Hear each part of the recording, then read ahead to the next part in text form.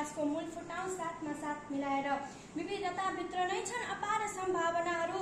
स्वार्थ छोडौं चट्टान तोडौं हातमा हात मिलाएर।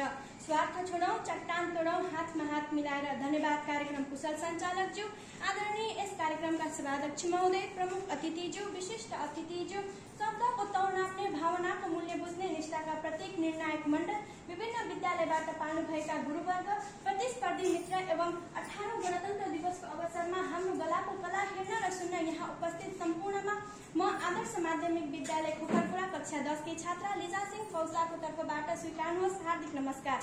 आजको यस वक्तव्य कलाको शीर्षक समृद्ध नेपालको लागि गणतन्त्रको संस्थागत विकास भन्ने विषयमा आफ्नो विचारहरू राख्न सभाध्यक्षज्यूसँग अनुमति चाहन्छु।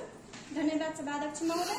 समृद्ध शब्दको शाब्दिक अर्थ हो धन, धान्य आदि नै सम्पन्न तथा उन्नतिशील। यो शब्दले एकछिन त मेरो मथिङ्गलमा ठुलै भूकम्प ल्याइदियो। हामी सम्पन्न बन्न हाम्रो अहिलेको यो व्यवस्था र सुन रोपे हिरा फल्ने, हिरा रोपे मोती पर्ने देशमा व्यवस्था र अवस्थाबीच मेल गराउनु नितान्त आवश्यक छ। हामीसँग प्रकृतिको अपार भण्डार छ। यस्तो भण्डार जल र जमिनलाई जनतासँग गाँच्न सके देश समृद्ध बनेको तपाईँ हामी पत्तै पाउँदैनौँ। विश्वमा पानीको लागि दोस्रो मानिने हाम्रो देशमा समृद्धिका अपार सम्भावनाहरू छन्। 83,000 मेगावाट मध्ये 43,000 मेगावाट उत्पादन गरी छिमेकी मुलुकमा निर्यात गर्न सके कहिले देश समृद्ध बन्ला भनेर हेर्नुपर्ने स्थितिको अन्त्य हुन्छ महोदय। नारायणीमा न्याफ्टिङ, कोशीमा बोटिङ, कर्णालीमा कायाकिङ सञ्चालन गरी आन्तरिक र बाह्य पर्यटन प्रवर्धन गरी देश समृद्ध बन्न धेरै समय लाग्दैन।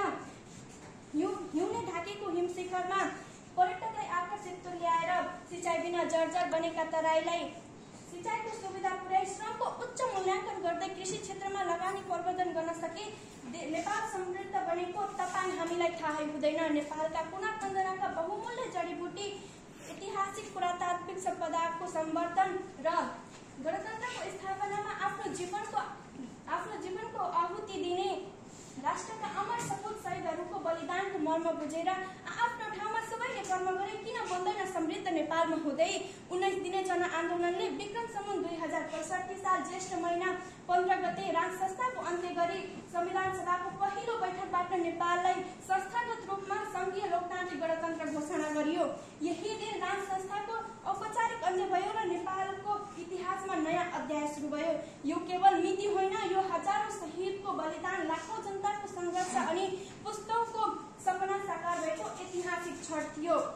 देशको शासन प्रणालीमा स्थानीय तहदेखि केन्द्रीय तहसम्म जनताद्वारा निर्वाचित प्रतिनिधिबाट सञ्चालक हुने राजनीतिक व्यवस्था नै गणतन्त्र हो।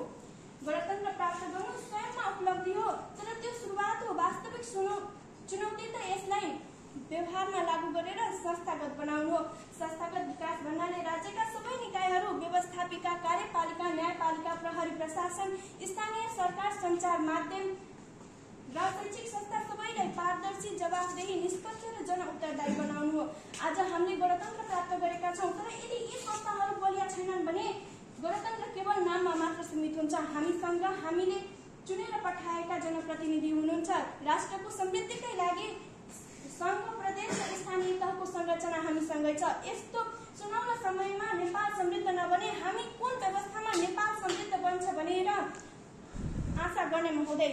अन्त्यमा म के भन्न चाहन्छु भने अझै पनि युवा शक्ति विदेश पलायन हुने क्रम जस्ताको त्यस्तै छ। दिन प्रतिदिन हाम्रो नेपाली दाजुभाइहरूको लास बाकसमा बन्द भएर नेपाल आउने क्रम रोकिएको छैन।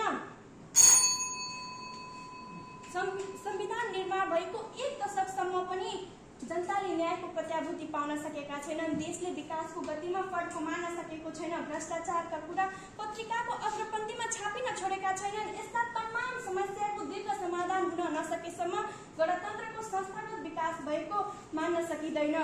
सपना छ समृद्ध देशको, सत्य हो गणतन्त्र। सपना छ समृद्ध देशको, सत्य हो गणतन्त्र, जहाँ हरेक नागरिक हो देशको असल मन्त्र।